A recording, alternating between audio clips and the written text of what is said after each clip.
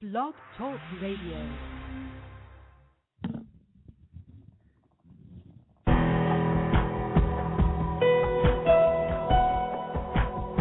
Welcome to our program on Kardec Radio. And now, here's our host, Dr. Vanessa Anceloni. Welcome, dear listener, to Kardec Radio. Today, the show is about science and the afterlife experience with Chris Gardner.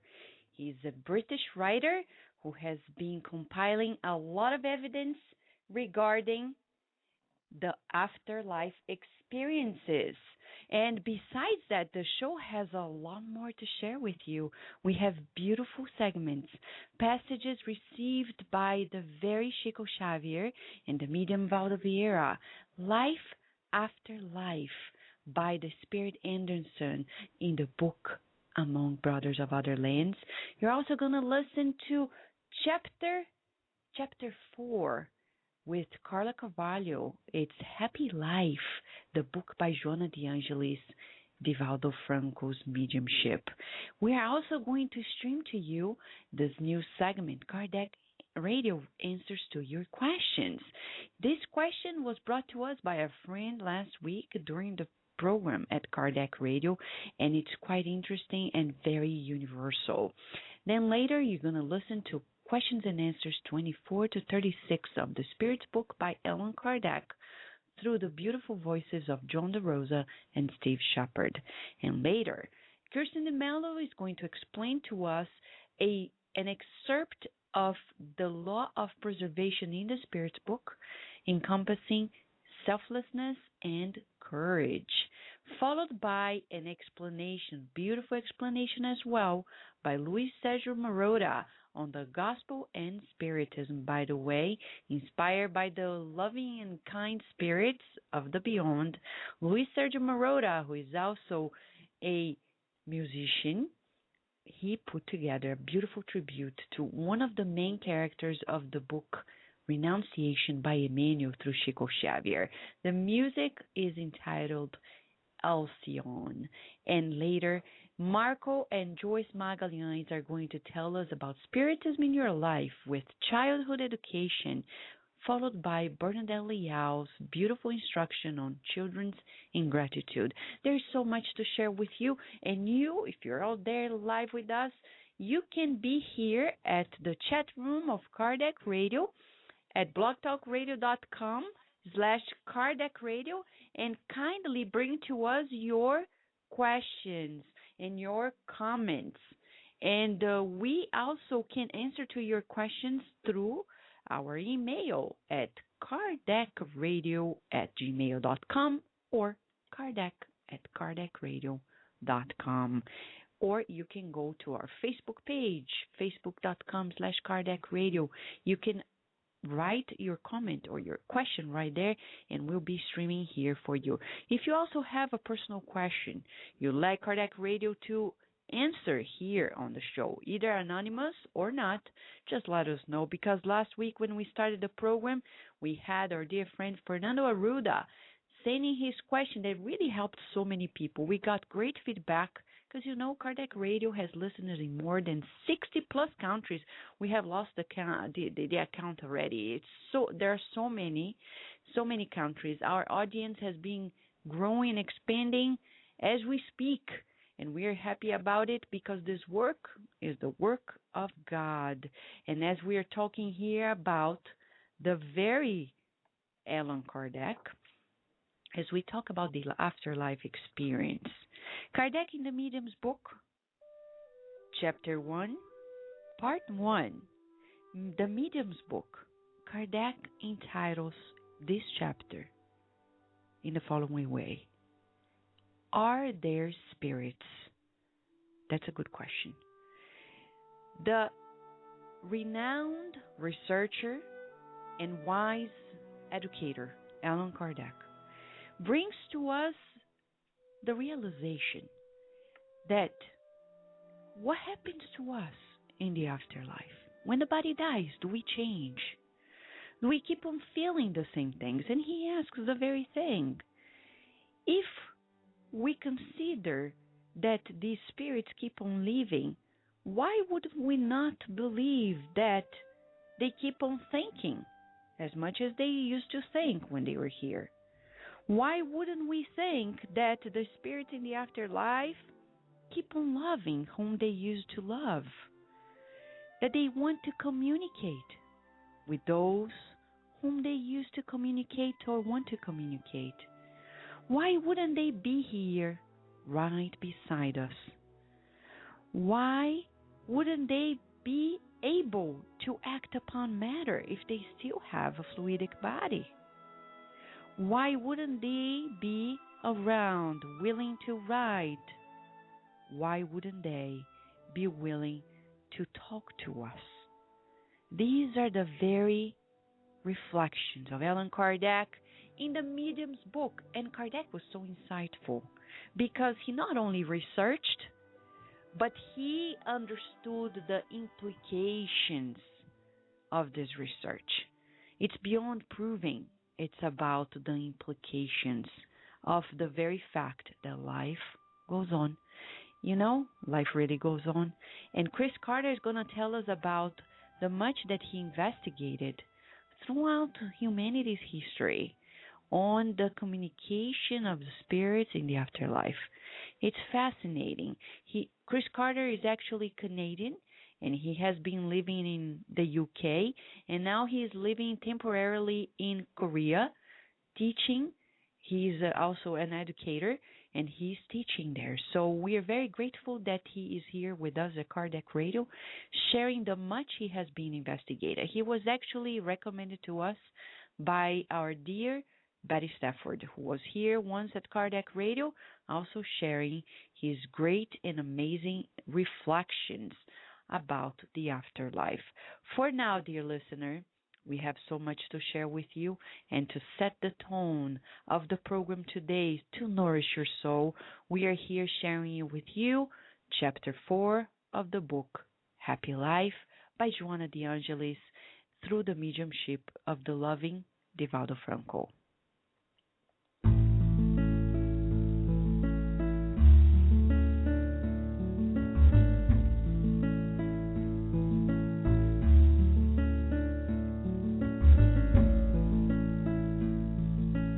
Patience is a virtue which will help you acquire the goods of the body, soul, and society. It teaches us how to wait when we cannot immediately get what we want. Never be irritated. Patience will help you overcome everything.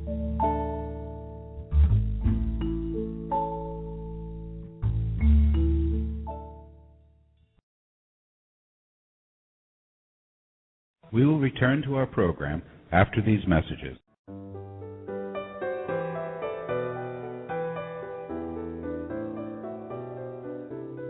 Divaldo Franco is in a short tour of talks in the United States. February 21st, special seminar on psychological disorders and obsessions at the Daystar Center in Chicago, Illinois. More information at www.spiritualsocietyofchicago.org. February 23rd and 24th, he'll be in New Jersey for a 2-day seminar. The event's name is Inner Journey. More information, please go to www.tristatefederation.org. February 25th, Divaldo will lead a seminar entitled The Dawn of a New Era in San Francisco, California. Information at jass@gmail.com. Kardec Radio, live every Saturday at 11 a.m. Nourish your soul with Kardec Radio.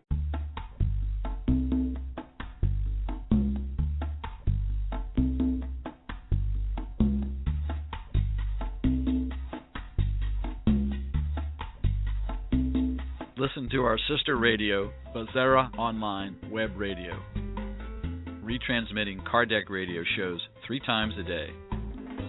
Also, beautiful and inspiring programs in English, Spanish, and Portuguese. Go to www.spiritus.com.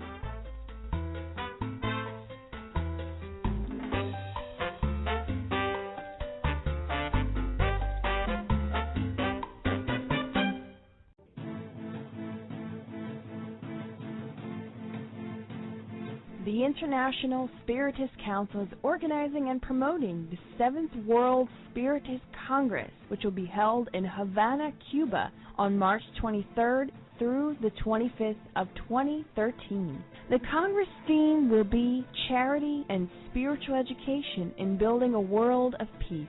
150 years of the Gospel according to Spiritism. For more information, please visit www.7cem.org. And now we return to our program. We are honored to have here with us Chris Carter, who has written a most amazing book, The Science and the Afterlife Experience. He has received his undergraduate and master's degree from the University of Oxford. He's the author of 2 previous books, so it's actually a trilogy. The first one is Science and the Near-Death Experience and Science and Psychic Phenomena. And he is originally from Canada, and he currently teaches internationally. Thank you so much, Chris, for being with us today at Kardec Radio. Thanks for having me, Vanessa. You know, Chris, reading your book, I think one of the most amazing things is how much it sounds like Allan Kardec in the approach, in the reasoning of the things of this life and the afterlife. So much so that when I read question and answer 85 of the Spirit's book by Allan Kardec, when he asked, which of the two, the spirit world or the corporeal one, is the principal one in the order of things? And the answer was, the spirit world. It is pre-existent to and will survive everything else.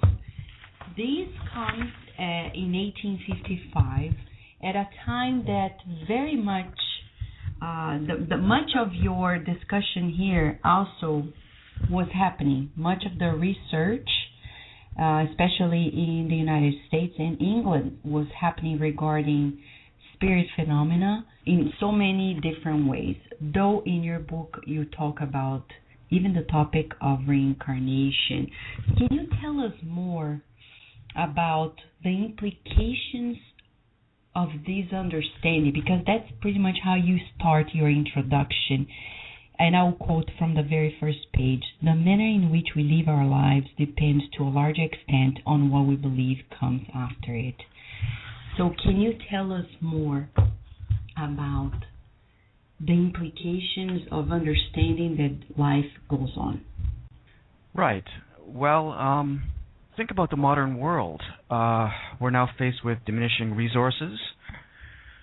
We're pumping 90 million tons of heat-trapping gases into the atmosphere every 24 hours. Our polar ice caps are melting. Methane is beginning to be released from the tundra, the permafrost in northern Canada and northern Russia.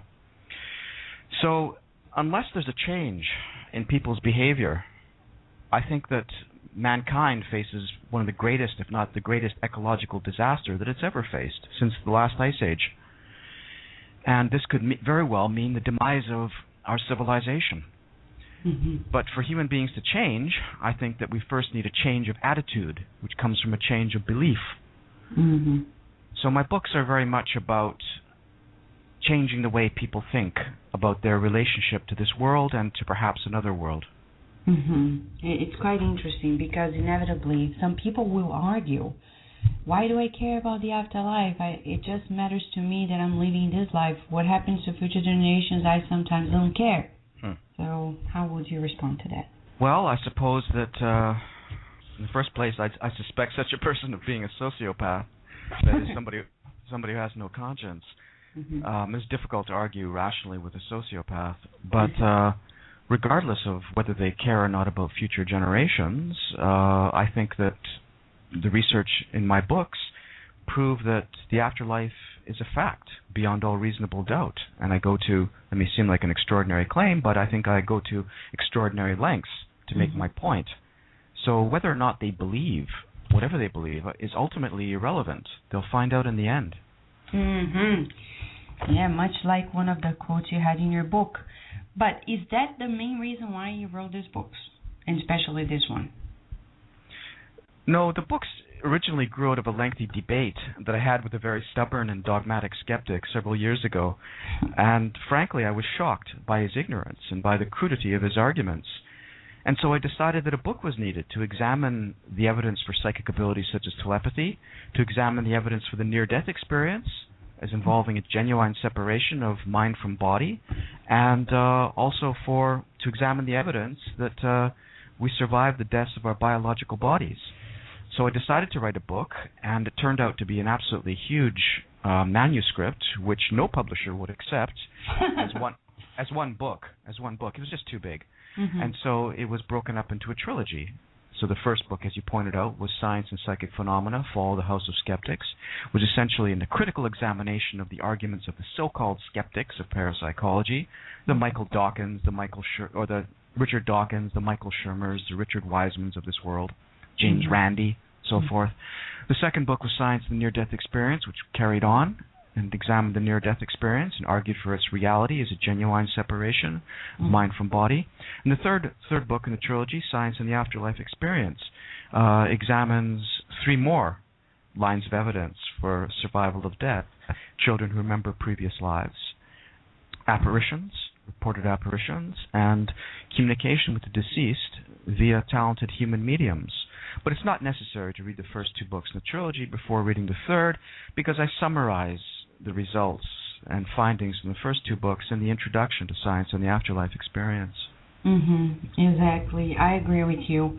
And you would say, for example, nowadays, science, in general, we wouldn't say scientists, because there are many scientists that even endorse your book, such as Dr. Gary Schwartz, for example. They're renowned and really are proving day in, day out that there is much more than the eyes can see. But science in general is still stagnated in the dilemma of cause and effect. And you have a quote on page 12 that you say, the implicit assumption made in all the materialist arguments was that the relationship between brain activity and consciousness was always one of cause to effect, and never that of effect to cause. It's quite interesting because, Chris, it reminds me of a day in which at the University of Maryland we were listening to a lecture by Michael Gazzaniga, the very scientist that brought to us the understanding of the right and left hemispheres in the brain. And at the same time, nowadays, he is bringing a new understanding that if we really are a byproduct of the brain alone, the way we see criminals, the way we treat them, the way we deal with them is completely twisted, because we are sentencing people that are possibly just a byproduct of a defective brain, if that is the truth. It's quite interesting because scientists didn't like much what he brought to light, because it shows how much incoherence there is, even in science per se, because if there is truly an understanding that we're simply a byproduct of our brain, then education and even imprisonment and everything should be changed. What do you think about it? Well, I don't agree with his premise that the mind is the byproduct of the brain. That's the ancient doctrine of materialism, which dates all the way back at least to the ancient Greeks. And it essentially states that all events have a physical cause, and so all that matters ultimately is matter, and the brain therefore produces the mind. Now, this idea, this ancient doctrine, was thought to gain scientific support from the physics of Isaac Newton, which is very deterministic and mechanistic. Even though Newton himself rejected this completely. He followed René Descartes, the interactive dualism of René Descartes, and both of them thought that human beings were the sole exception in an otherwise deterministic, mechanistic universe. Now, the people who popularized the idea that materialism is somehow scientific were the followers of Newton, the writers of the Enlightenment, the French philosophers, people like Voltaire and Diderot. These people still had memories of the Inquisition and the wars of religion. The memories were still fresh in their minds. And so they had an agenda which was anti-religious and anti-superstitious. And so they used Newton's physics to argue that human beings are ultimately mechanisms, and so there's no role in nature for the intervention of mind, whether human or divine. So essentially they had an ideological agenda. And the modern descendants of these people are, of course, the secular humanists and other militant atheists. But it's important to remember that modern physics, which is quantum mechanics, provides absolutely no support for the ancient doctrine of materialism. And I also argue that materialism, considered as a scientific hypothesis, has been refuted. And it's capable of being refuted without even resorting to parapsychology or the near-death experience. I mean, we have the placebo effect in medicine, which clearly indicates that the mind influences the body. That is, beliefs influence our state of health and our ability to recover from disease. Medicines are not tested against nothing. Modern medicines are now tested in double-blind trials against a placebo, and they're only considered effective if they work better than the placebo, because placebos also work. So we have the placebo effect. We also have the effects of behavior cognitive therapy. There's a fellow named Jeffrey Schwartz at UCLA. He's a psychiatrist, and he's pioneered certain forms of cognitive behavioral therapy to help people overcome phobias, fear of spiders and fear of heights or what have you. And what he's found is that people's thoughts can literally change the structure of their brains. And he's shown this with MRIs and so on. That thoughts actually change the structure of the brain, which is also contrary to materialism. And even on purely evolutionary grounds, if we are pure die-hard Darwinian evolutionists, we should not be materialists, because if the minds of men and animals exist, we should look for their purposes. And the purpose, of course, Darwinian terms, is to aid in survival. Even on purely Darwinian ground, the mind is not a passive bystander. So I think that the evidence indicates that the actual relationship between the mind and the brain is that the brain works as a two-way receiver-transmitter, sometimes from body to mind, as in sense perception, and other times from mind to body, as in willed action. Now, the rival hypothesis, that is, that the brain produces the mind, has, I believe, been proven utterly false by the data. And what many people don't realize is that there's a lot of evidence to this effect. And why do you think there are so many people who are skeptics and are, really driven to debunk the reports on psychic phenomena, spirit phenomena, the survival of death? Right. Well, I deal with this in the early chapters of Science and the Afterlife Experience. This is something that is peculiar to Western societies, and as I briefly mentioned earlier, it basically has to do with the historical conflict in the West between science and religion. So essentially, this debate is not primarily about evidence. Rather, these debunkers and deniers are defending an outmoded worldview in which psychic phenomena are simply not allowed to exist. Now, it's essential to realize that most of these deniers and phony skeptics are militant atheists and secular humanists. So for various reasons, these people have an ideological agenda, which is anti-religious and anti-superstitious. One of the pillars of their opposition to religion and superstition is the ancient doctrine of materialism. That is, the doctrine that all events have a physical cause and that the brain therefore produces the mind.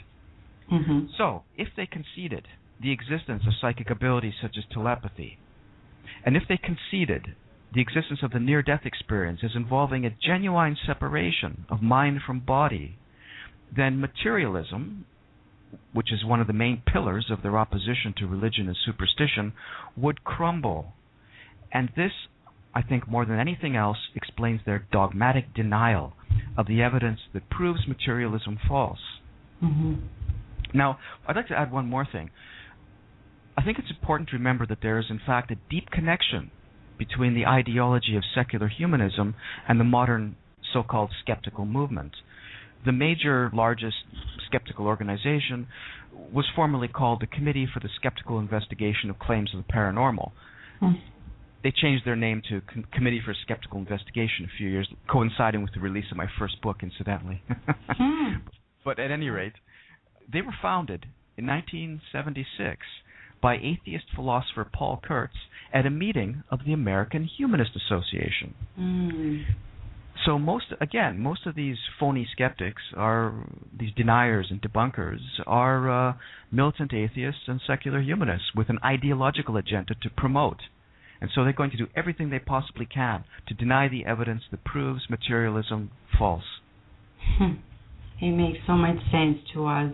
There is always, we would say, even a personal agenda to it as well.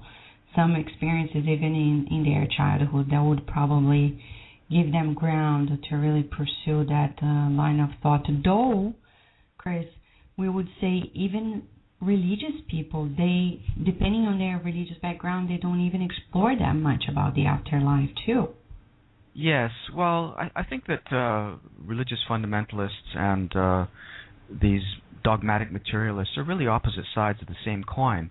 And yeah, as you pointed out earlier, often people have gone from one extreme to the other. Michael Shermer was a former religious fundamentalist. Now he's a professional skeptic. Yes, a lot of these people are very dogmatically similar.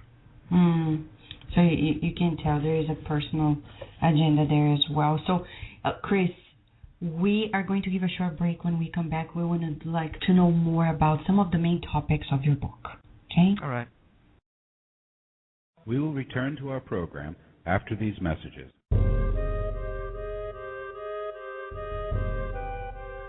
A new masterpiece has just been released by EDI-CEI of America, Memoirs of a Suicide by Yvonne Pereira, a phenomenal book about what happens to suicides in the afterlife. Truly instructive, it brings greater hope that no one really dies or spends eternity in damnation. A true account of the mercy and providence of God. Buy your copy today at www.ediceiofamerica.com.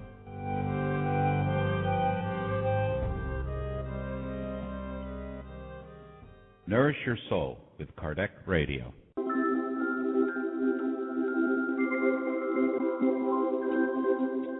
Come for the beautiful event sponsored by the British Union of the Spiritist Societies. It is the second British Spiritist Congress on May 11th and 12th at the Quakers Friends House in London, United Kingdom. For more information, please go to www.buss.org.uk.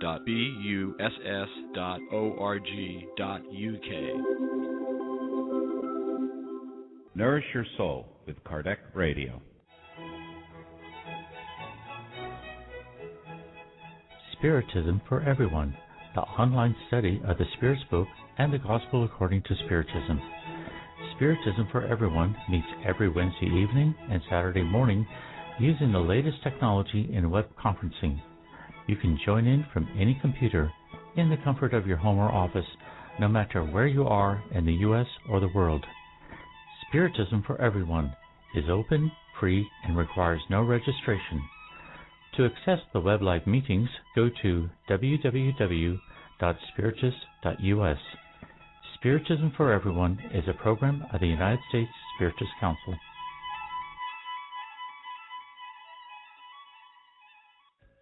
And now we return to our program. So we are back with Chris Carter, enjoying this beautiful conversation about his most recent book. It's a trilogy. It started with Science, the Near-Death Experience, and then Science and Psychic Phenomena, The Fall of the House of Skeptics, and finally the third one, and the current one we're talking about today, Science in the Afterlife Experience, Evidence for the Immortality of Consciousness. And we are enjoying very much, Chris. By the way, people are asking us where to get the book. We know the publisher is Inner Traditions, so you can verify more about the book at innertraditions.com, and at amazon.com you can also buy the book. Is there another specific site that you'd like to share with the listener? Yeah, Barnes & Noble carries it. I think there are several other chains that carry it. The book has a website, www.scienceandtheafterlifeexperience.com. Okay. So that lists some of the sources where people can get the book. All right, wonderful, because some people may be asking very soon. And you begin the book, there are exactly here 4 parts, and in the first one you begin with reincarnation. And reincarnation, as the evidence from India to England. It's quite amazing because amongst all topics of talking about the afterlife, reincarnation is probably the peak at the controversy. So what can you tell us in regard to it? Do we have enough proof about reincarnation? Well, reincarnation is an ancient belief. Here in the West, we tend to associate belief in reincarnation with the religions of the Far East, but this is actually a mistake. Reincarnation is found among the tribes of East and West Africa, among the Native American tribes of Northwest North America, the Eskimo of the Arctic, the Trobriand Islanders of the South Pacific, certain tribes in northern Japan, the Druses of Lebanon, the Aborigines of Central Australia, the ancient Celts believed in reincarnation, as did apparently the Vikings. Some of the ancient Greeks, such as Pythagoras and Plato, accepted reincarnation. It was even common among Christians in southern Europe up until the 6th century. There appear to be a few references to reincarnation in the New Testament.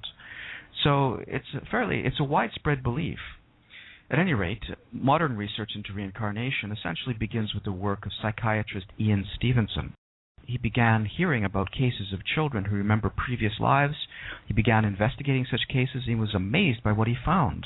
He found most of his cases were in India, Burma, Sri Lanka, but he also found cases in North America and Europe and so forth. And there are several features of reincarnation cases that occur universally. What we're essentially talking about are children who remember previous lives. Mm-hmm. And everywhere such cases are found, the children begin mentioning memories of a previous life at a very early age, usually between 2 and 5. Mm-hmm. So about the time when they begin speaking. Mm-hmm. And everywhere such cases are found, the subjects usually stop talking about the previous lives a few years later, between, say, 5 and 9. Mm-hmm. And in almost every culture, male subjects outnumber the female. And what I find very interesting is that the proportion of previous personalities who died violent deaths mm-hmm. greatly exceeds the incidence of violent death in their culture. So it seems like in many of the cases, if not most of them, there seems to be a sense of unfinished business about mm-hmm. the previous personality's life. It's really continuity. It's another opportunity for sure. But we would like to ask you in regard to the topics of reincarnation and how you started the book with the very topic of reincarnation. Because when Allan Kardec was studying the spirit phenomena and the information brought in through different mediums at the time, when he brought the concept of reincarnation, of course, he didn't create the term, but when he brought in the reasoning behind it, at the time, England, the spiritualists in England, they refused to embrace it, to the point that nowadays we have the spiritualist churches even in the United States, and it's not in their main principles, their main tenets, the principle of reincarnation. It's to their individual willingness to believe it or not. So why did you decide to start with that very topic regarding reincarnation, knowing that it's such a controversial topic? But I found it very bold of you to begin this book with that chapter. Well, because I think it's, for one thing, it's an ancient belief that's found all around the world. For another, I think there's compelling modern evidence for the existence of reincarnation. Mm-hmm. I dealt with it before apparitions because apparitions, I think, provides a better segue into the final topic of communication from the deceased via human mediums, mm-hmm. because some of the apparitions actually communicate themselves. And also I circle back into reincarnation when I discuss communications from the deceased, mm-hmm. because many of them talk about reincarnation. I think that the idea of reincarnation makes many people uncomfortable. Mm-hmm. I think partly because they find it distasteful that they may have to return to Earth endlessly, but that their fears are groundless. And you mentioned about apparitions. In page 78 of your book, chapter 7, when you talk about the characteristics of the theories on apparitions, you mention a very interesting survey by John Palmer when the residents of Charlottesville, Virginia, and he found out that 17% of the responders have had an impression of an apparition, and about 3/4 of these acknowledge more than one experience. So it's quite common, and probably nowadays people would feel freer even to disclose such experiences than at the time. What have you found out in the compelling research? Is there enough evidence for us that apparitions are a cue to understanding of the existence of the afterlife and the continuity of life? I think so. Apparitions have been reported in all cultures of which we have record. It is said that they're portrayed on Egyptian papyrus on their tombs. The ancient Greeks tell stories of apparitions. So apparitions have been reported throughout history, and I described several cases in which apparitions are perceived by more than one person at the same time, or by different people at different times. I also report cases in which apparitions seem to be perceived by animals present. In one of these cases, the animals perceived the apparition before person present did. In some of the most remarkable cases, the apparitions actually communicate evidence or communicate information which is unknown to the person receiving the information. Mm-hmm. So yes, apparitions are. I think apparitions, reports of apparitions, do provide evidence. As we talk about apparitions, we know that there are some spirits that come and they not only appear, but they talk, they communicate, and then that's when you talk about communications with the dead. The main question that we have for you is this: most of the research you've done here are related to reports that majority, as far, I didn't do any statistics on this, but they are related to cases mostly in the 19th century, beginning of the 20th century. We have also compelling evidence on cases of communication of the dead and proofs of it, even in Brazil, for example, with Chico Xavier, the great medium. There is actually one book in English that has research on the messages by Chico Xavier named Life's Triumph by Paulo Rossi Severino. Why have you decided not to include those reports here? Because they stick with mostly in the America and in England material in the English language to bring about cases of communication with the dead and the research on the messages like the one that was done through Chico Xavier in Brazil. Right. I don't speak Portuguese, so I didn't have access to books written in Portuguese. It makes sense to me. I'm asking because that's what I figured. We like the resources in English really for people to have an idea about the extent of his amazing mediumship and beyond that, the proof of the afterlife.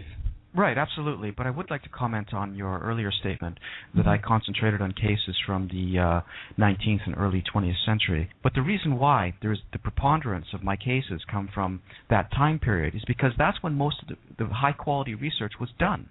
It corresponded with the founding of the British and American Societies for Psychical Research in the early 1800s in London and Boston. And many of the world's top intellectuals of the Victorian period were involved in that research. People such as the Cambridge philosopher Henry Sidgwick, the world-renowned physicist Sir Oliver Lodge, William James, the father of modern psychology, the classical scholar Frederick Myers, and many, many others, including members of the British nobility and the former Prime Minister of Great Britain. So that's when most of the high-quality research was done. It was mostly done in response to the rise of materialism at that time due to popularization of the works of Charles Darwin. So there was this sort of early research fulfilled a pressing human need. However, I do mention modern cases. I mention some language cases from the 1930s. I mention one of my most compelling cases is the story of a chess game played between living and deceased chess grandmasters, which began through a human medium, which began in 1985 and ended up in 1993. I think that's one of my more compelling cases because the living chess master, the game was between the living chess master, Victor Korchnoi, who was then ranked third in the world, unquestionably one of the great chess players of all time, and the deceased chess player from the early 20th century named Giza Moroxi. And at one point in the game, Korchnoi remarked that he said, and I quote, "I'm not sure that I will win." The medium, Robert Rowlands, the amateur medium, Robert Rowlands, through whom the game was played, knew nothing about chess. This was an elderly man who was known for his honesty, never accepted payment for his services, and had absolutely no reason to cheat. And there's no evidence that he did cheat. It's even funny. That's a great take on it. As you told the story about that case, it's very exotic, the example. We are going to give a short break, Chris, and when we come back, we'd like to learn a little bit more about the two mediums that you talked about in this book. One of them is Mrs. Piper, and the other one is Leonard. We'll be right back. We will return to our program after these messages.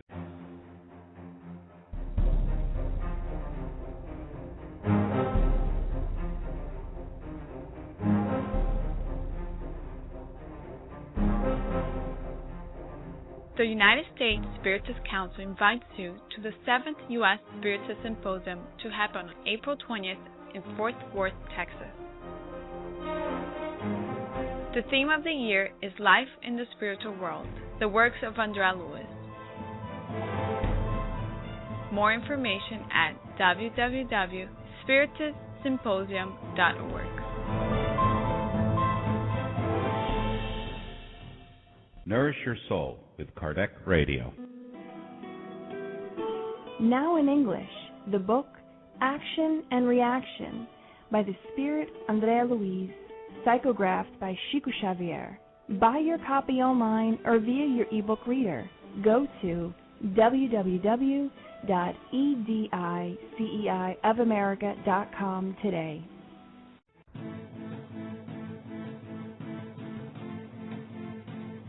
The International Spiritist Council is organizing and promoting the 7th World Spiritist Congress, which will be held in Havana, Cuba on March 23rd through the 25th of 2013. The Congress theme will be Charity and Spiritual Education in Building a World of Peace. 150 years of the Gospel according to Spiritism. For more information, please visit www.7cem.org.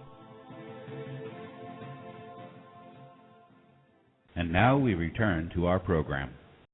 We're back, and we're talking about the book Science and the Afterlife Experience. The author is Chris Carter, and he has been writing books of that nature, and this is the third of a trilogy. The first one was the Science and the Near-Death Experience, and then Science and Psychic Phenomena, and the very one we're talking about, Science and the Afterlife Experience. We would like to ask you, Chris, about Mrs. Piper, because in the Spiritist literature, we talk extensively about her and about the phenomenal research that was done by William James, the very renowned William James, about it. Actually, next month at Kardec Radio, we're going to dedicate a whole show to the research that William James did regarding Mrs. Piper, and it was a book written by Michael Thiem. But you mentioned about her in the book, and why do you think not only the case, but I guess the research Dr. William James did on her really gives us compelling evidence of the afterlife? Mrs. Piper was one of the very first trance mediums to be studied in great depth by members of the American Society for Psychical Research. Her mediumship basically was of two types. One was of direct control, where she actually seems to be inhabited. Her body seems to be possessed by the mind of the deceased. And the other was through automatic writing, in which she goes into a trance and then writes on a piece of paper. And she remembered nothing of what happened after she awoke, and as though her mind were somehow pushed aside, her body was taken over by the control. At some times, she would write messages from one deceased person, and at the same time she'd be talking to the sitters with the voice of another deceased person. So in other words, two messages from two different deceased entities being communicated simultaneously. I think William James referred to her as the one white crow. All it takes is one white crow to prove the statement, all crows are black, to be false. He was trying to find a medium that was genuine. In those days, there were fraudulent mediums. Most of them were the so-called physical mediums, where they, they operate in darkness and they try various tricks. I'm not concerned with those sorts of people in my book. But Mrs. Piper was a trance medium, which means that she either spoke her communications or she wrote them down. So it's much harder to commit any sort of fraud. At any rate, she came to the attention of the American and British Societies for Psychical Research, and she was tested very carefully. She was believed to be genuine. At one point, she was followed by detectives who never detected the slightest sign of suspicious behavior.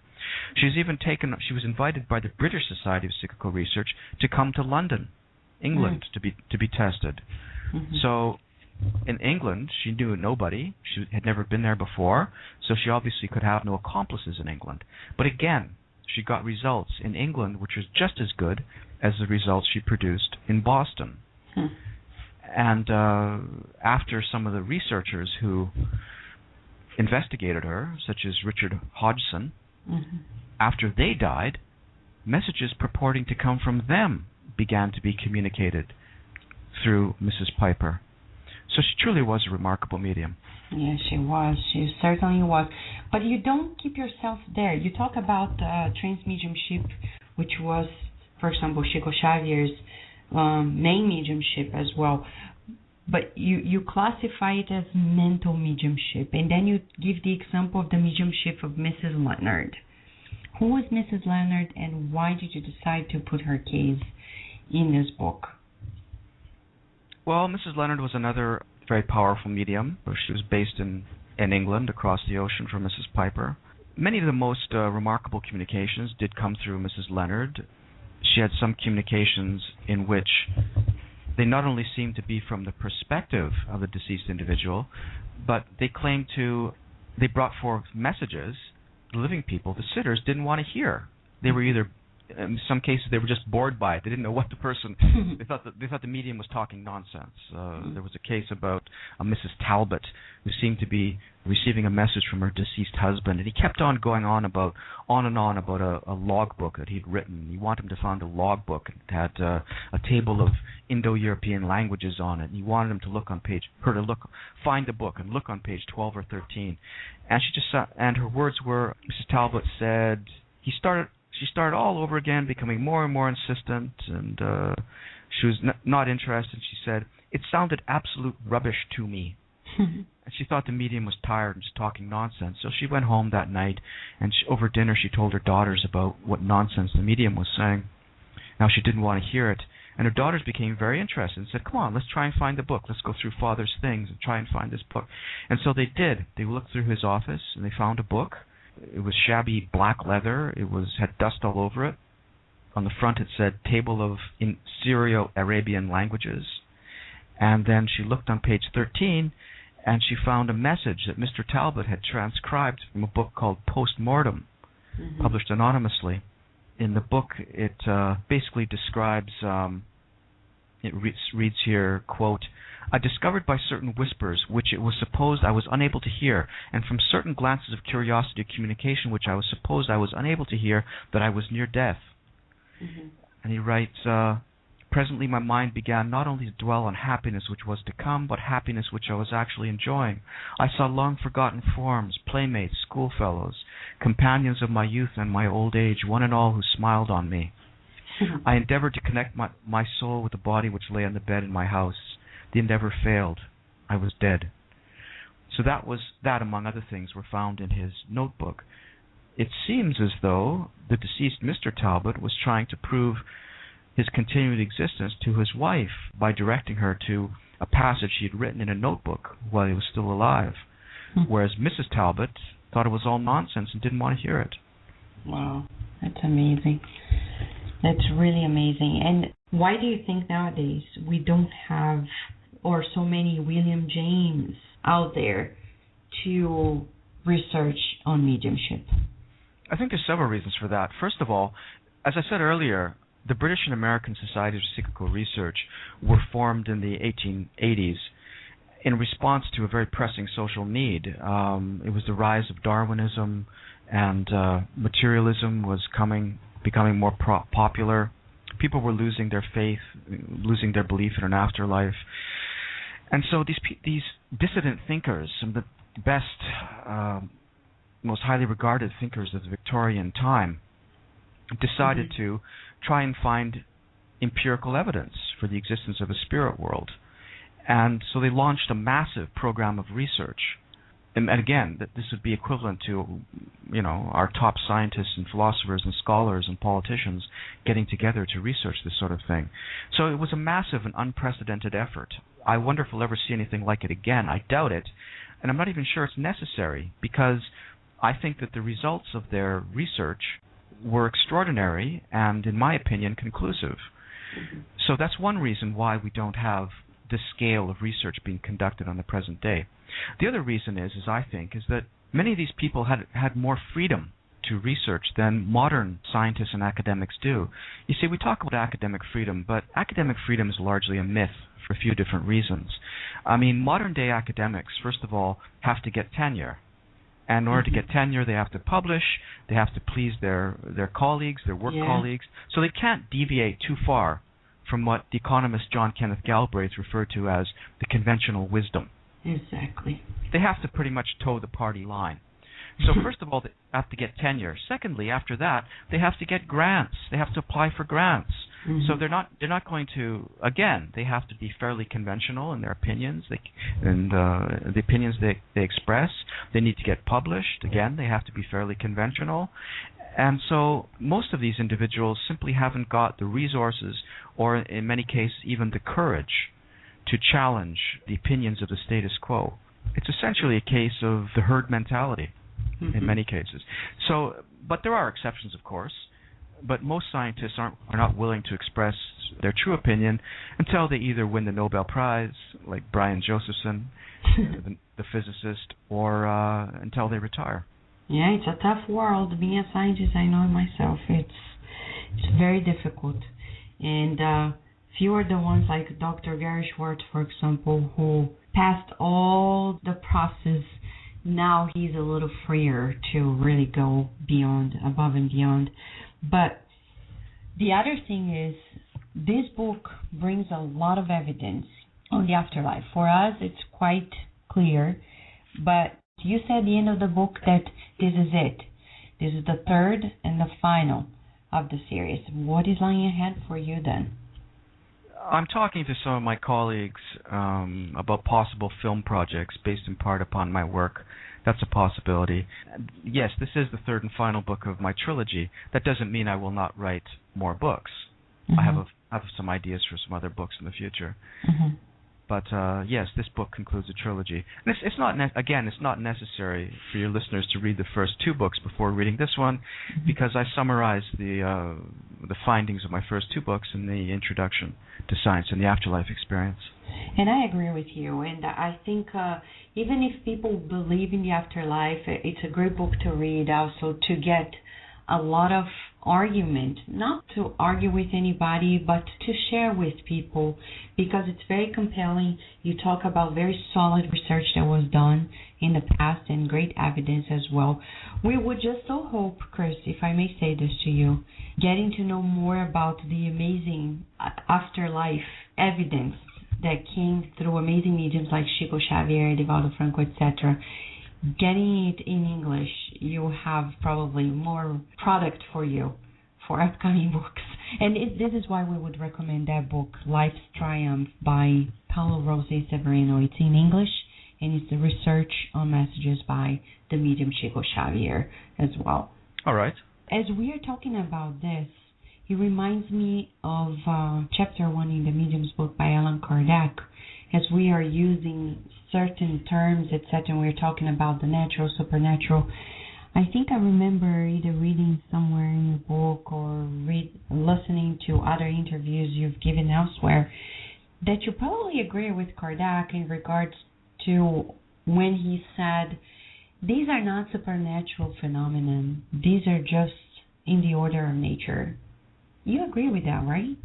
Absolutely. I don't think there's any such thing as a supernatural. I think that there are only aspects of nature that we do not currently understand. Mm-hmm. The whole division between the normal and the paranormal, the natural and the supernatural, really came about after the scientific revolution, which I talked about earlier. And it was the Enlightenment thinkers who drew a distinction between the mechanistic and the non-mechanistic. After Newton's theories became popular, nature was seen as a vast clockwork mechanism. Mm-hmm. And things like telepathy and second sight and so forth couldn't be given a mechanistic explanation. And so natural came to be synonymous with mechanistic, and supernatural referred to anything which was not mechanistic. But I think it's important to realize that modern science, modern physics, which is quantum mechanics, does allow for non-mechanistic explanations. Mm-hmm. The observer effect, non-local effects, the quantum Zeno effect, and others. These are examples of non-mechanistic influences that do not resemble a clock or collision of billiard balls. Mm-hmm. So I argue in my books that the distinction between the natural and the supernatural is an anachronism and shouldn't be used in the present day. Yeah, certainly. Many books have been written regarding the afterlife, though from a different perspective in some ways, and with a different compilation in our point of view as well.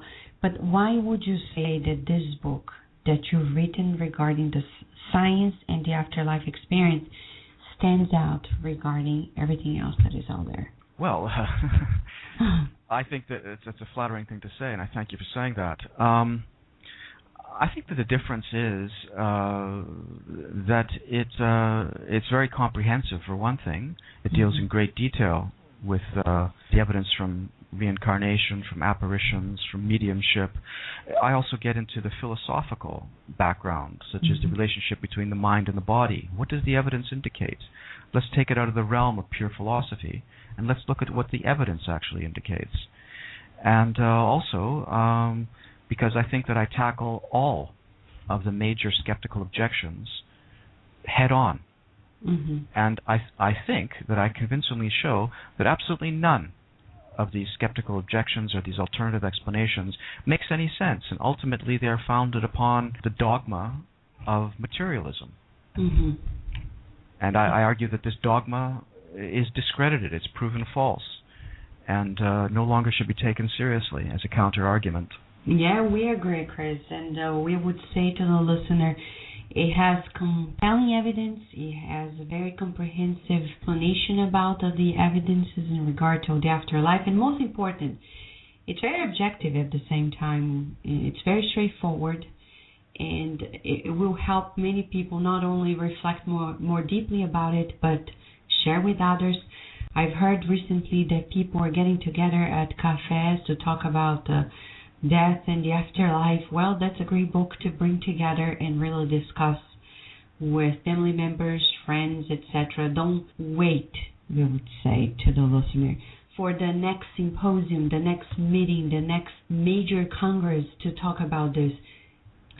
Would you like to share your final comments with our audience at Kardec Radio?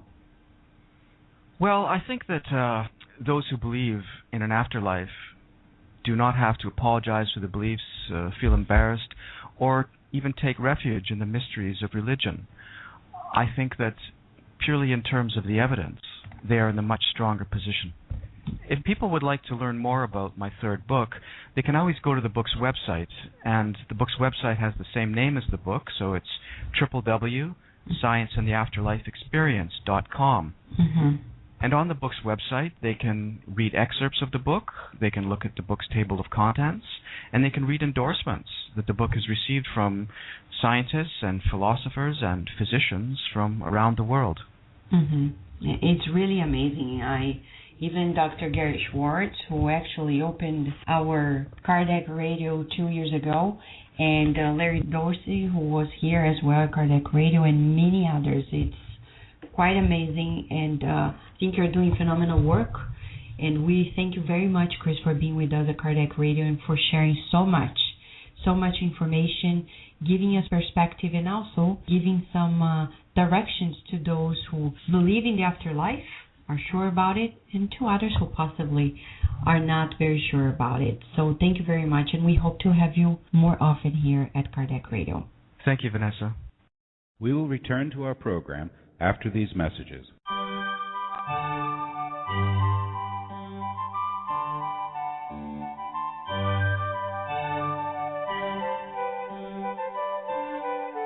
The third Spiritist Conference of Florida is happening on March 2nd and 3rd at the Covens Convention Center at the University of Florida in Miami. The theme is mediumship, a human attribute. Get to know more information and register at www.spiritistfederation.us.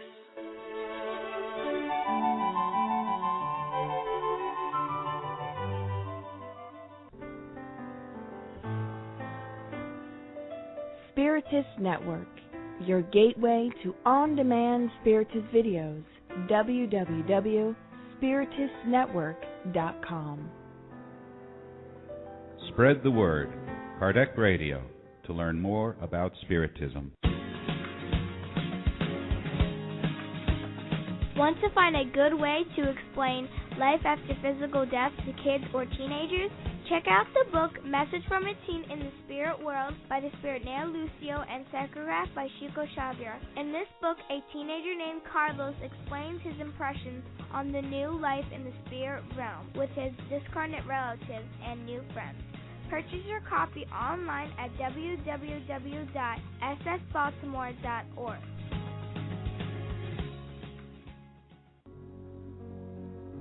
The Spiritist Magazine is a trimestral, digital periodical that publishes the latest news on the Spiritist thought and the movement in the USA and worldwide. Subscribe now at www.spiritistmagazine.com.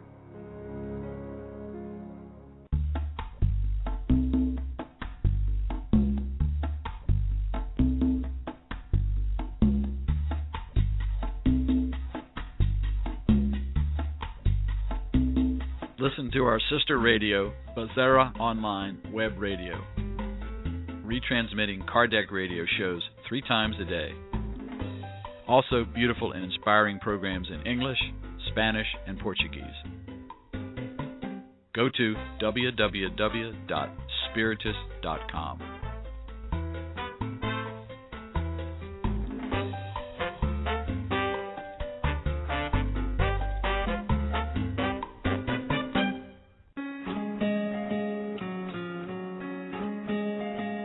In the book, A Primer on Being Good by the Spirit May May, psychographed by the medium Chico Xavier, explains in simple language appropriate for children 2 paths in life, the path of good or the path of evil. God has granted us the freedom to choose either one. Purchase your copy online at www.ssbaltimore.org. Now we return to our program. Dear listener, we hope you have enjoyed the beautiful interview with Chris Carter. He's really, truly convicted about his research, and we truly support it because we have more than enough evidence that life really goes on, but questions still remain, the implications about it. So to go deeper about it, we would like to hear from you. If you're there at the chat room at Kardec Radio, write to us. We want to know your opinion about this very message that was received by the medium Valdo Vieira. When Chico Xavier and Valdo Vieira were traveling in the United States, they were specifically in New York City that day when the spirit named Anderson wrote this beautiful message entitled Life After Life. Let us listen to this and discuss. We want to hear from you as well.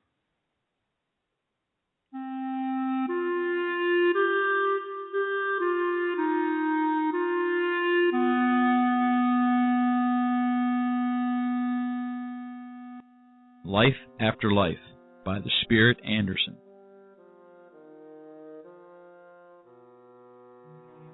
Not all persons are given the wisdom, but all do have the gift to testify through the love to each other in our daily experiences. In truth, our social condition, color or race, age or nationality do not prevent us from the duty to serve. We are all challenged to do good things at all times. God is love. Nobody is all good and nobody is all bad. Each of us is self-centered on a course of development to reach a higher plane of activities. God has enshrined His divine attributes within us. As one goes higher, evolution is expressed by word, equilibrium, love, and light. Let us be progressive with Jesus. How can we do this? Service first.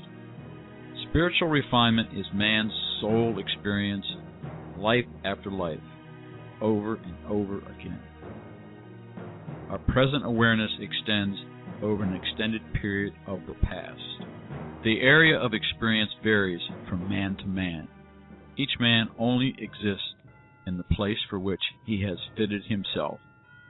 Nobody can evade that which is in his own consciousness. Actually, there is no death.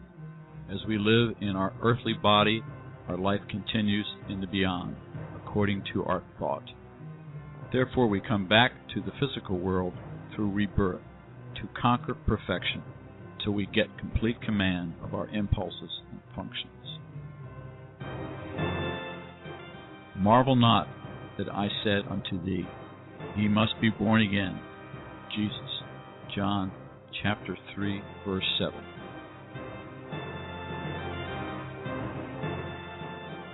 This message is from the book Among Brothers of Other Lands.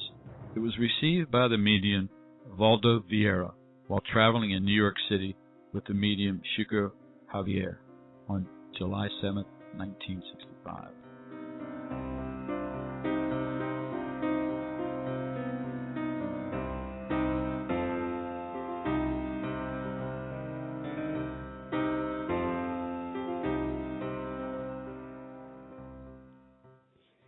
Dear listener, as you have just listened in this message, it talks so much about life after life. It's about the training that the spirits are doing. It's as if they are coaching us. They're coaching us to learn how to see life from this bigger perspective. It's about the two-world perspective. It's beyond the physical body. Sometimes we think being materialistic is about attachment to money and fame and status, but it's beyond that. It's about attachment to our personality in this current life. When we realize, when we look at ourselves in the mirror, that we're beyond this physical body, that we're beyond this personality, then life shall be changed. So much so that when Anderson, the spirit, writes this message to us, he says, we need to be progressive with Jesus, and that means service first. It's service to others. It's about being co-creator, and it's about service life after life until we have complete command of our impulses. This is the goal in our lives, and this is going to also open up the segment Kardec Radio Responds, in which we are answering questions that were sent to us at Kardec Radio. It has everything to do with a question that we received last week when we had this very important questioning about what is the meaning of life? What is the meaning of life? What is the importance of us living here? What is our purpose? What happens to us and our body when the 3D physicality expires? This was a question submitted by our dear friend Dream Master at Kardec Radio. And truly, it's such a broad question that we need to read the whole Spirit's book to address it. But as this very message was brought to us life after life by Anderson, we keep on living. And we not only keep on living, but we keep on feeling the same things that we're feeling right now. People tend to think that once the physical body is gone, we change. We don't. I mean, we change if we want to, but we're going to be feeling exactly the same thing that we have been feeling. So that's why suicidal spirits are caught up in a sad surprise that life didn't end. On the contrary, it just got worse. And the more we serve in this life, the better we'll feel in the continuity of life, not only in the afterlife, but in the lives to come. In that regard, it brings the realization to us that we are here to serve. What is the purpose of life? Is to co-create with our Creator. That's the purpose of life. Our intelligence is not ours. Our physical body is a concession of God. Everything we have at hand is not ours. So we are in the duty to multiply the talents by using our voice in the best way possible, by using our intelligence and multiplying it. Knowledge is something that we bring with us for immortality. It's never a waste. Studying much is always a plus, but also serving, also reaching out to others, forgetting a little bit about our needs and the niche of our imprisonment in the ego, and reaching out to others because there are many people who are truly, truly in need. So this is the purpose of life, to serve. And you may ask, until when? Until God wants us to, because we didn't ask to be created. We were created for a beautiful purpose, because when we think about why we were created and everything that is surrounding us, the perfection of it, as Allan Kardec says in the Spirit's book, when we observe and contemplate the beauty of nature, we truly are facing something so big, such a supreme intelligence, that it makes us really moved. It's truly moving, dear listener, because God is so great in His mercy, in His providence, in His kindness, that He brings to us the understanding that we are much more than we imagine. So that's why we have to look at ourselves in the mirror every day and say, I am a child of God. God needs me, and I shall fulfill His will on earth as it is in heaven. Dear listener, we have much to share with you, because our dear friends at Kardec Radio also have a lot of insights to share with you to nourish our souls, so we can keep nourishing each other's soul. So that's why right now, as we end this Kardec Radio response to you, we invite you, keep sending your questions, because they are just enlightening us. For now, a beautiful segment. Let us listen to this, The Gospel in Spiritism by Luis Sergio Moroder, followed by beautiful segments, The Spirit's Book by John DeRosa and Steve Shepard. Kirsten de Mello is going to tell us more about selflessness and courage in the Spirit's Book, Law of Preservation. At the very end, Bernadette Liao is going to teach parents and educators about children's ingratitude, while our dear friends as well from Canada, Marco and Joyce Magalhães, are going to talk about the Spiritist take on childhood education. There is so much. Stay there. Interact with us, because we are here. And at the very, very end, we will pray together. Listen to this and enjoy.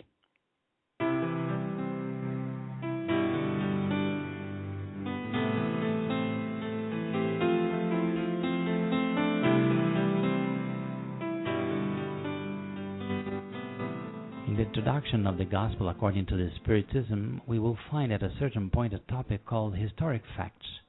Under this topic, Kardec lists some very important groups of people very frequently cited in the New Testament.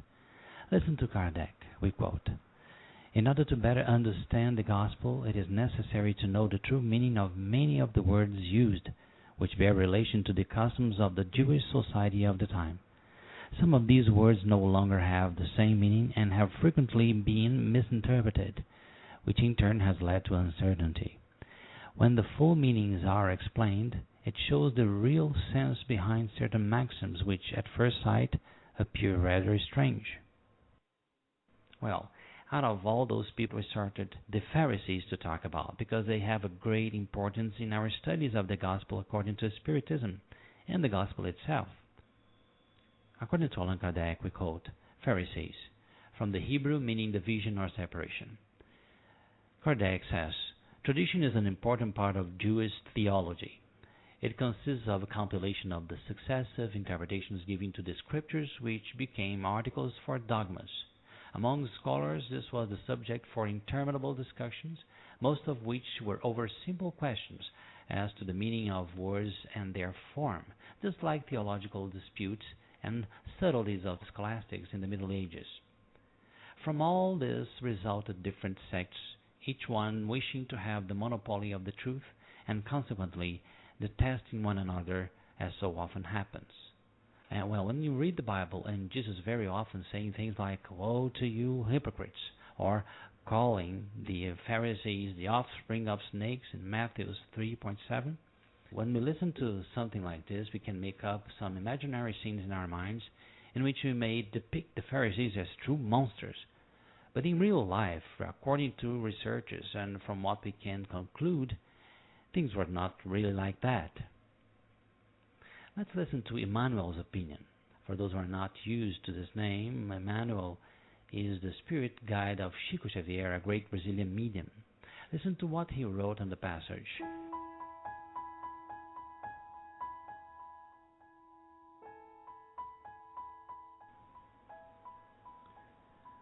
For I say to you, if your righteousness is not greater than the righteousness of the scribes and Pharisees, you'll never go into the kingdom of heaven. Matthew chapter 5, verse 20. The scribes and Pharisees were not either criminals or humanity foes. They accomplished their public and private duties. They respected the established laws, reverenced the divine revelation, and attended their faith principles, fasted, paid their taxes, and did not exploit the people. Naturally, back at home, they should have been excellent servants of the family welfare. But for Jesus, their justice didn't live up to his expectations. They worshipped God, the eternal Father, but they didn't think twice before humiliating the sorrowful neighbor. They repeated verbal formulae in the cult of prayer. However, they didn't pray showing their hearts. They were righteous in their external attitude, but would not know to step down from their pedestal of false pride on which they stood in order to help their neighbor and excuse him or her to the extent of their sacrifice. They reasoned perfectly within the borders of their personal interests. Nevertheless, they were incapable of feeling the true fraternity, susceptible of leading their neighbors to the lap of the Supreme Lord. That's why Jesus traces a new pattern of life to his apprentices. The Christian man or woman has not come to earth to be limited by the shell of their personality. They came with the Master of the Cross to change lives and perfect them with their own existence, that under Divine Mentor's inspiration will always be a hymn of service to the fellow creatures, highlighting the glorious and endless love towards the kingdom of heaven which begins within us. Emmanuel, free translation. Thank you so much.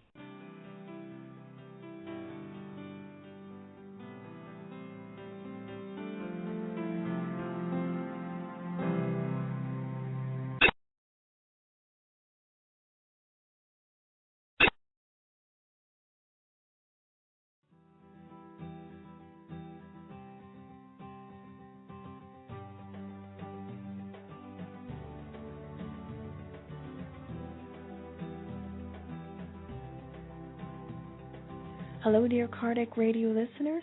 Welcome back to the Spiritist Moments segment. I am Kirsten DeMello, your host.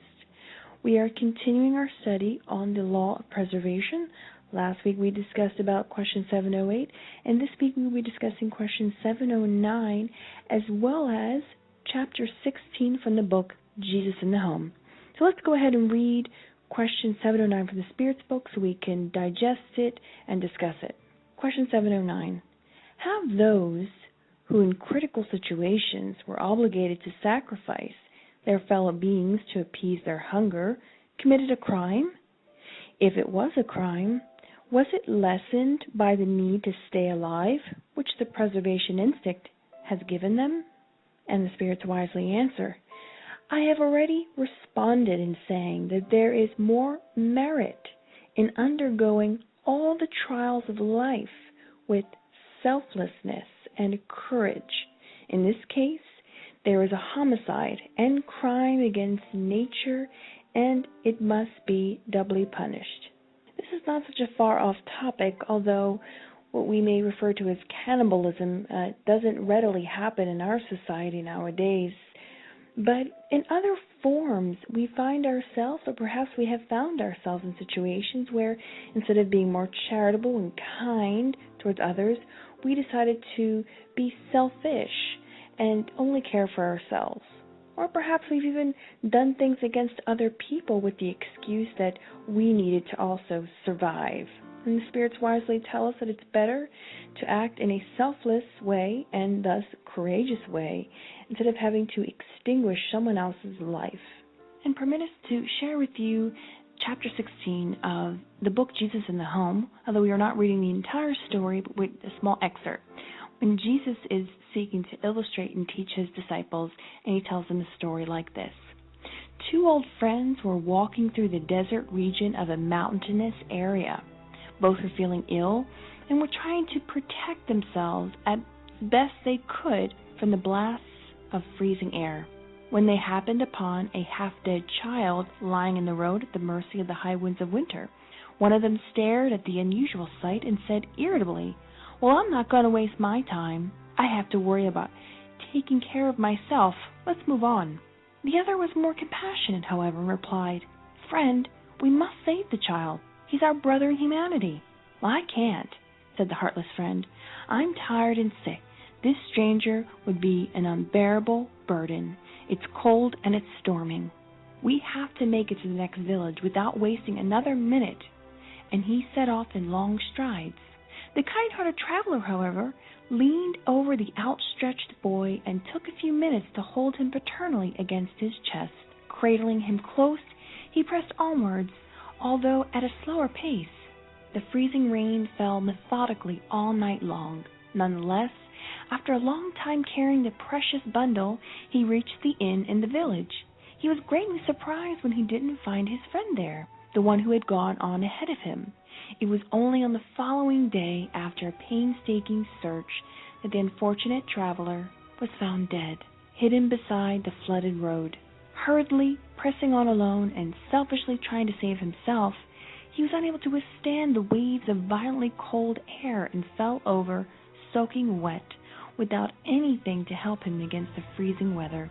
His companion, on the other hand, had received the soft warmth from the child's body as he held it close to his heart, and had been able to endure the frigid night. Thus, he was saved from a similar tragedy. He had discovered the sublimity of mutual help. By helping the abandoned child, he had helped himself. By selflessly stepping forward to help someone else, he had managed to triumph against the hardship of the journey, thereby enjoying the blessing of mutual salvation. And at the end, Jesus concluded, stating the following, People's most eloquent and exact testimonies before the Almighty Father are their own deeds. The very ones whom we help are our support. The heart we save will become a resource for us one day or another. Let no one doubt this. And he finishes by saying, by giving, we will in turn receive. This is a divine law. Something for us to reflect about, dear friends, dear listeners, as we think about the next time, before we do something that we believe that we are preserving ourselves, if instead we help our neighbor and we bring them, so to speak, on our team as a friend, who knows, tomorrow we also may need that very friend's assistance. Or like in this story, the very child and person that this man helped was actually his salvation, and he didn't even know it. So let us think about this as we go throughout our day, about helping one another in this idea of mutual help that Jesus brings to us in this book, and also the spirits bring to us in the Spirit's book. And until next time, we wish you many blessings.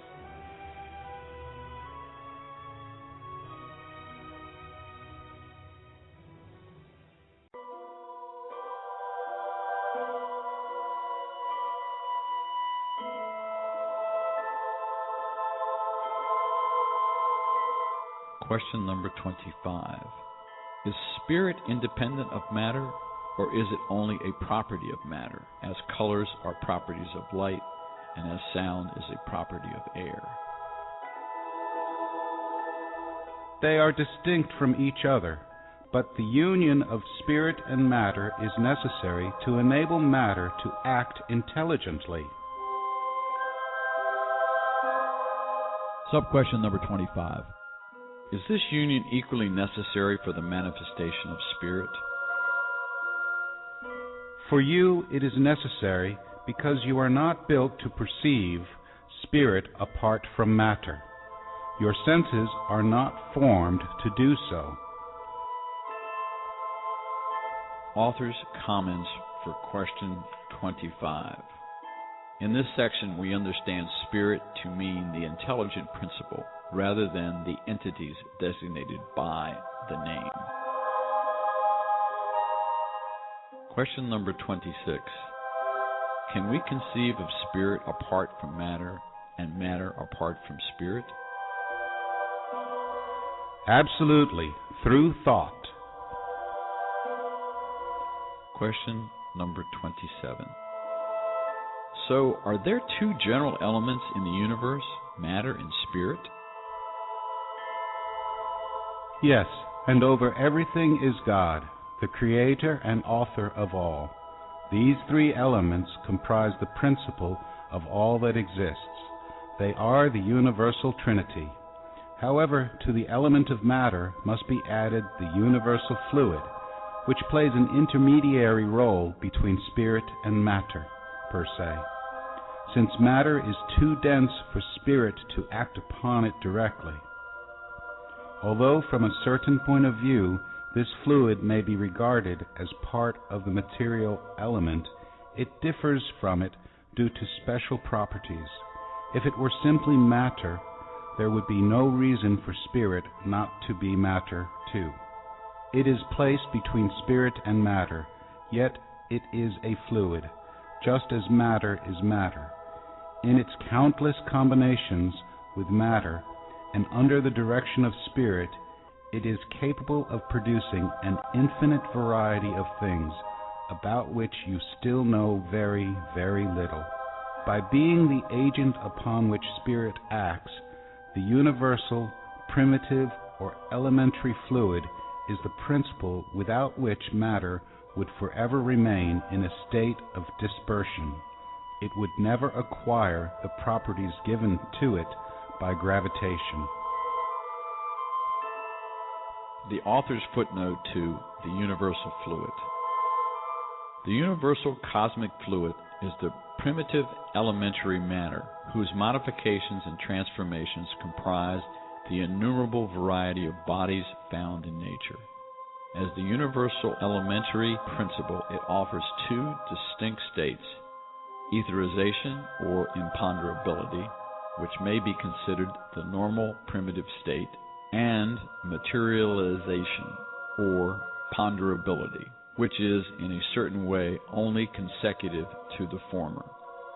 The intermediary point is the transformation of the fluid into tangible matter. However, even then there is not a brusque transition, because our imponderable fluids may be regarded as a halfway phase between the two states. Allan Kardec, Genesis, International Spiritist Council, 2009, page 354. Subquestion number 27. Might this fluid be what we call electricity?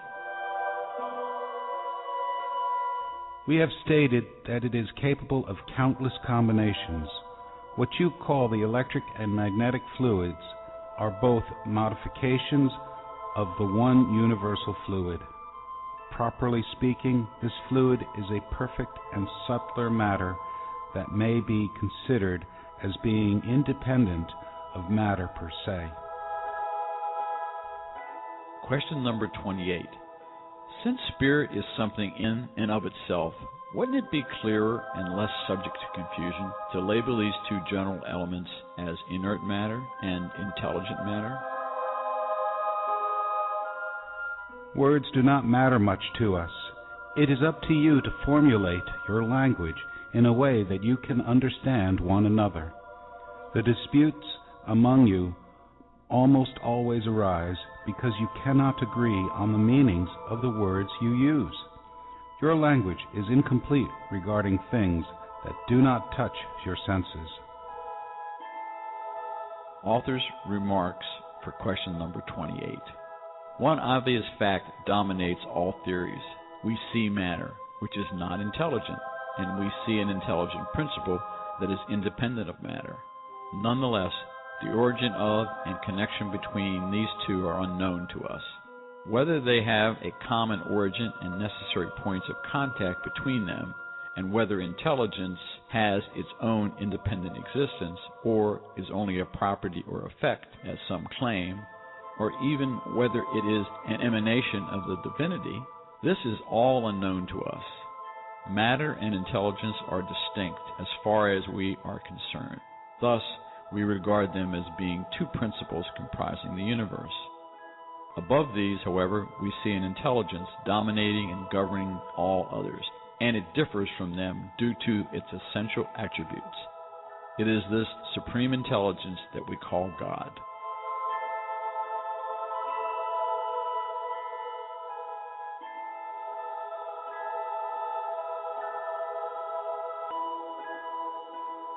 We will return to our program after these messages.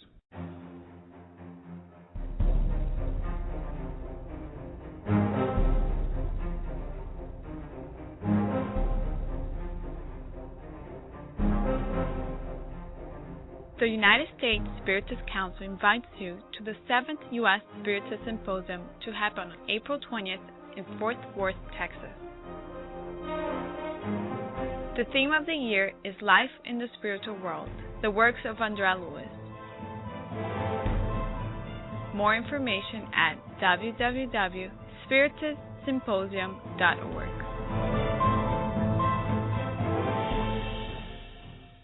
Nourish Your Soul with Kardec Radio. Would you like to liberate yourself from your life struggles or to find inner balance? The Inner Journey CD has 3 beautiful visualizations that will help you bring harmony to your life. As Joanna DeAngeli tells us to, live in a way that you leave enlightening footprints in your pathway as if they were stars pointing out the pathway to happiness. To find the CD, go to the bookstore on the Spiritist Society of Baltimore webpage, www.ssbaltimore.org. That is www.ssbaltimore.org,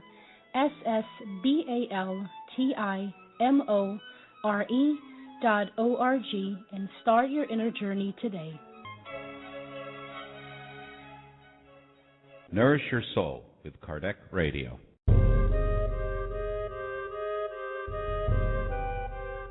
A new masterpiece has just been released by EDI-CEI of America, Memoirs of a Suicide by Yvonne Pereira, a phenomenal book about what happens to suicides in the afterlife. Truly instructive, it brings greater hope that no one really dies or spends eternity in damnation. A true account of the mercy and providence of God. Buy your copy today at www.ediceiofamerica.com.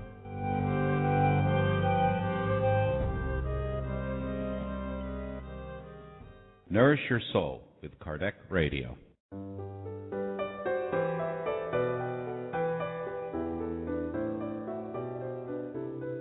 Divaldo Franco is in a short tour of talks in the United States. February 21st, special seminar on psychological disorders and obsessions at the Daystar Center in Chicago, Illinois. More information at www.spiritistsocietyofchicago.org. February 23rd and 24th, he'll be in New Jersey for a 2-day seminar. The event's name is Inner Journey. More information, please go to www.tristatefederation.org. February 25th, Givaldo will lead a seminar entitled The Dawn of a New Era in San Francisco, California. Information at jass@gmail.com. And now we return to our program.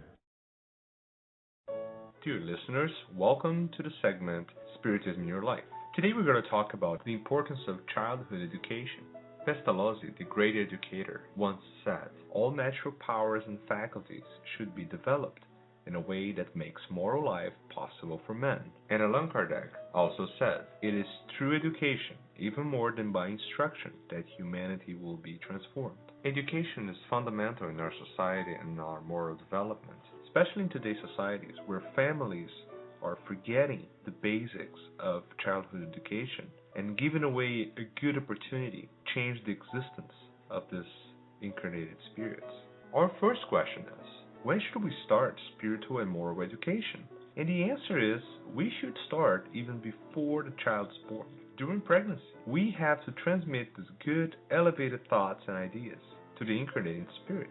And this has to continue through our early childhood. As the spirit Humberto de Campos said, childhood is a period of dormancy in which the instincts are also latent, making the spirit more malleable, more accessible to impressions, which can modify the character and which helps the spirit progress.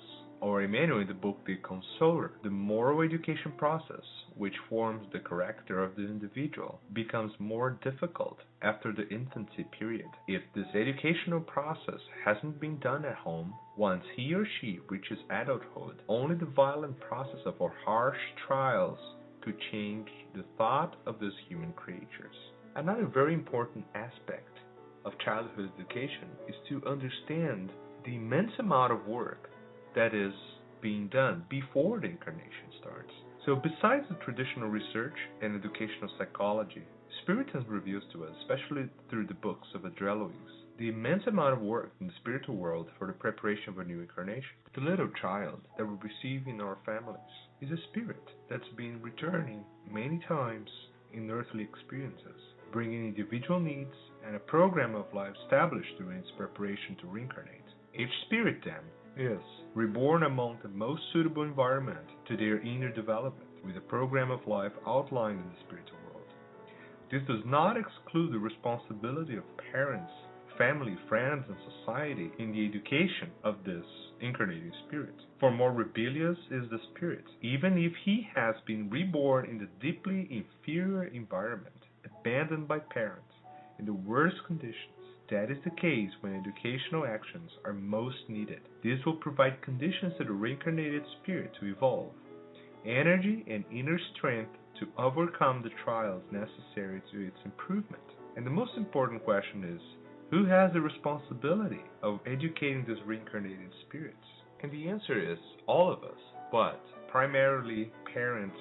As the spirit Humberto de Campos said, no one can replace parents in the educational circle of these children's hearts. And as Emmanuel pointed out, we come back in contact with individuals we have affiliated with in the past. These links, either good or bad, happen through the blessing of reincarnation. So dear friends, we have put together a few tips and important things we have to remember regarding childhood education.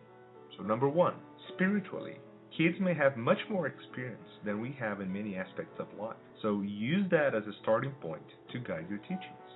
Number two, the most important thing you can do for an incarnating spirit is to help them reconnect with God. And the mechanism that we have for that is to teach them how to pray. And when I say that, we don't need any formalities. We don't need specific scenarios. No pre-established prayer. We don't need specific clothes, rooms, music, or time. Simply teach them to think, to praise, and to ask. Preferably with kids. That has to be very informal and very short, because kids will not keep focus on your teachings for an extended period of time.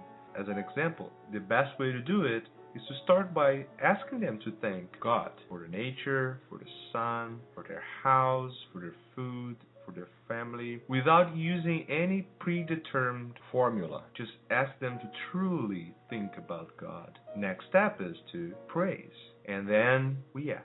And let them start choosing first what they want to ask, and then you can guide them through the decision of what to ask. This is just a small summary of things you should do when teaching kids how to pray. Number 3 now, always give the good example. Do not use empty words. Number 4, remember that aggressive words stay imprinted and exert a very negative influence in the spirit. 5, use logical arguments and appropriate language for the age and understanding of the child. Number 6, parents must have the patience to hear the children. And we can certainly see that in our society today, this is one of the most critical points. Number 7, many parents forget to stimulate their children when they do all their tasks well. And this is an omission. You have to stimulate them every time they do good things. And finally, number 8, motivation and reward are much better ways than reprehension and punishment. Always keep that in your mind. One of the great examples of faith in education, especially childhood education, was Pestalozzi, who in Stans, Switzerland, was a director of an orphanage for abandoned children in the worst possible conditions. The educational actions of Pestalozzi, based on love and faith, reconnected the spirits to higher evolutional channels. Rebellious children turn into good moral men. The educator knows how to love his children and see them as eternal spirits, sons of God, reborn to evolve, regardless of their current situation. He believed that the main purpose of education was not to deliver knowledge for students, but develop their inner powers they already possess. Dear listeners, we invite you to consider and think about all the beautiful messages brought to us by these illuminated spirits, and let us work together to develop the spiritual education of our children. God bless us.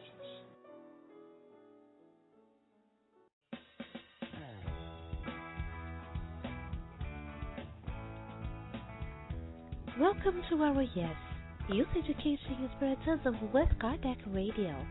I am Bernadette Leal, and I'll be spending a few minutes with you, inspiring to bring spiritual awareness and spiritist teachings to our youth, parents, and educators.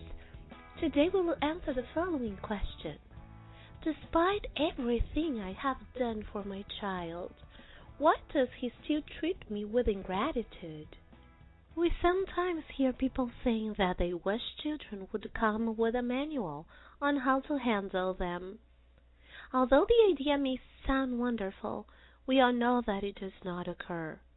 Or, even if hypothetically children would be born with a manual, it would become quickly outdated and would have to be frequently revised due to so many changes that the human being goes through growing up. Parents wish to have that magical manual, mainly when their child shows challenging behavior and signs of ingratitude. If frustrated or in a moment of anger, parents may make the following comment: "My child is very ungrateful, and that's how he pays me back after all the sacrifice I made for him." These words, even if not said exactly as we mentioned, may have crossed some parents' mind one way or another. So let's reflect on it, beginning with the possessive adjective my in my son. What is really ours? What we really own? We may say, this is my house, my car, my computer, my money, but these are material things that can suddenly be gone. We hear stories of people who had a great deal of possessions and later lost everything after a natural disaster, including their loved ones. So, again we ask, what is truly ours? Well, ours is what we nurture our soul and what stays with us after we leave the material world. They are our moral values, knowledge, and our experiences. These are our true possessions.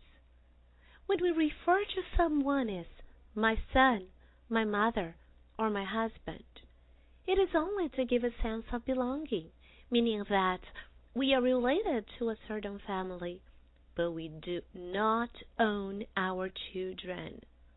A child is primarily a child of God, and a parent is someone who God entrusted with a task to raise and help a child to progress. When a child is being ungrateful, it is understandable that parents feel sad and frustrated with their children's behavior. But even though parents may feel hurt, it is important not to judge the child. We learn with the Spirit's philosophy and with the blessings of reincarnation that we are spirits in progress, moving toward our perfection in every lifetime. Therefore, there is a good chance that we have shown some ingratitude towards someone in our previous or present life, and we should not judge, considering that we have been there. Plus, there is a golden reason why the spirits of a parent and a child are connected. Think of the possibility of in a previous life, the parent has shown some ingratitude to the spirit who is in this present life his child, and now they are blessed with the wonderful opportunity to learn with this experience. Chapter 14 of the Gospel According to Spiritism by Allan Kardec says, quote, "Don't give up on a child who rejects a parent or treats a parent with ingratitude. It is not by chance that the child is this way, nor is it an accident that the child is under your care. Such reactions often reveal a dim intuition of the past, from which fact we can conclude that one or the other, the parent or the child, may have hated or harmed the other in the past. In fact, the current life may offer a great opportunity for the forgiveness or for redress." Unquote. A common mistake is when parents expect their child to pay them back for all the sacrifice they have made. Sacrifice and challenges come with the parenting job. It is part of the job description. A parent who truly loves his child does not expect anything in return. If he does, then it is not love, but selfishness, because true love is selfless. When a child shows ingratitude, it is important to keep in mind that this is not the only chance that a child has to learn. Everything has its time, and we need to be patient and understanding, realizing that it may take a little longer for a child's behavior to change and improve morally. The understanding comes with a spiritual knowledge and with the realization that a child will have plenty of opportunities to grow in several areas of his life. It does not happen all at once, but be assured that God sees all the parents' dedication, effort, love, and sacrifice made to his child. Here is another beautiful explanation from chapter 14 of the Gospel According to Spiritism. Quote, "Where parents have done everything possible for the moral progress of their children, even if unsuccessfully, they have nothing to reproach themselves for, and their consciences can rest easy. For the pain that naturally results from the fruitlessness of their efforts, God has in store a short delay. They will be able to finish the work they've already begun in another lifetime, and one day their ungrateful children will reward them with love. Unquote. Kardec Radio listeners, a child's ingratitude toward a parent is a sign of the imperfection of the spirit. But God provides many opportunities for this spirit to evolve through the plurality of existences. All the good work a parent has done to his child is never in vain. If you do not see the results yet, you are certainly planting the seed. So be patient, trust the Creator, and remember that unconditional love has the power to touch and transform the hearts of all souls. Thanks for listening to Yes. And if you have any questions that would like us to answer in this segment, please email them to Kardec@KardecRadio.com. Now, dear listener, as we are here enjoying the very beautiful segments produced by the friends at Kardec Radio, we would like to share with you a beautiful song that was inspirationally received by Luisa de Maroda. If you have read the book Renuncia by Emmanuel through Chico Xavier, you know whom we're talking about. If you haven't read it because it's not in English yet, you know, it's coming about very soon. We know of it. But just for you to get a glimpse of who Alcyone is, she is this illuminated being who reincarnated on the earth and really dedicates her life, renouncing herself to the benefit of everybody else. If you don't have access to the Portuguese version of the book, read the book 50 years later, and in the very character Celia, you're going to find a correlate to whom Alcyone is. This illuminated spirit who came from high above other galaxies, bringing to us greater understanding. So we'd like to stream to you this beautiful song to inspire us for the final prayer. Let us listen, enjoy, and feel it.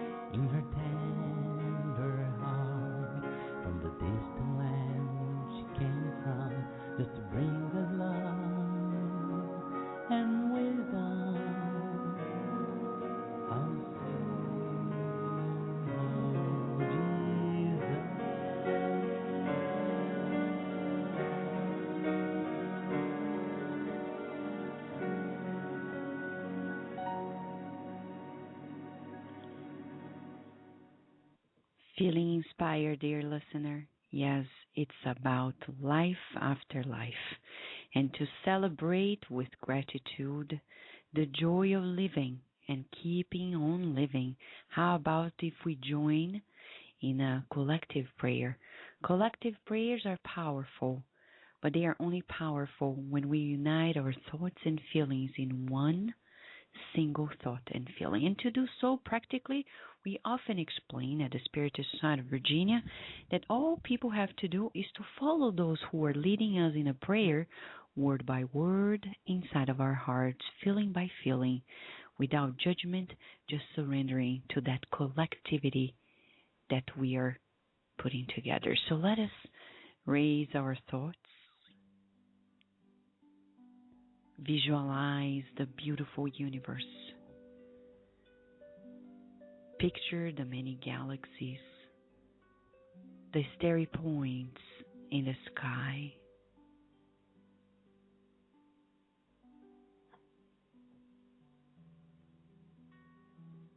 Dear Mother, Father God, whenever we meditate and contemplate your creation,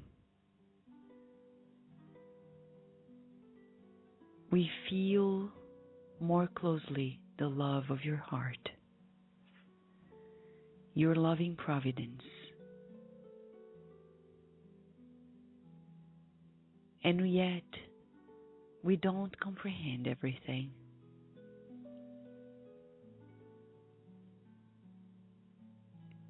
We would like to express our gratitude for all those who bring to us the realization of the continuity of life, for the efforts of your messengers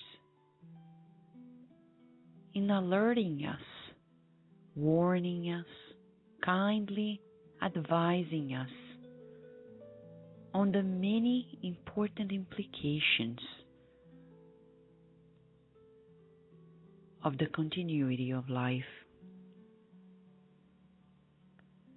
We are ever so grateful, especially for the fact that you created us to progress and for love.